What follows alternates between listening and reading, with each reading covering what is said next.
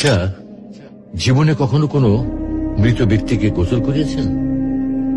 যদি কখনো সুযোগ হয় তাহলে সেই মৃত ব্যক্তিকে গোসল করাবেন। তখন খুব কাছ থেকে দেখবেন মৃত মানুষের দেহটা কতটা অসহায় লাগে, মৃত্যুর পরে মানুষের দেহ কতটা ভয়ের কারণ হয়ে দাঁড়ায়।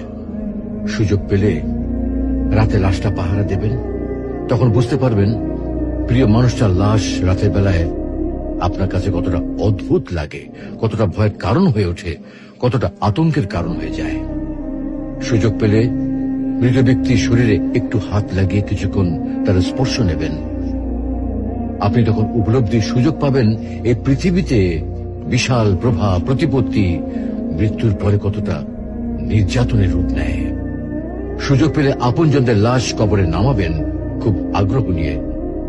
শেষবারের মতো মৃতদেহের মুখটি একবার দেখার চেষ্টা করবেন এবং বারবার উপলব্ধি করার চেষ্টা করবেন এই মৃতদের সাথে অনন্তকালের যাত্রার পথে এটাই আপনার জীবনের শেষ দেখা। সুযোগ পেলে মাঝে মধ্যে কবরস্থানে গিয়ে নীরবে কিছুক্ষণ দাঁড়াবেন। এরপর মনে মনে চিন্তা করবেন জীবনের লাভ ক্ষতির হিসাব। এই মৃত মানুষগুলো এই পৃথিবীতে কি করে গেছেন, কাদের রেখে গেছেন। যাদের রেখে গেছেন তারা কি কখনো এই মৃত মানুষগুলোকে স্মরণ করার জন্য কবরস্থানের আশেপাশে একটি বারের জন্য দেখতে আসে?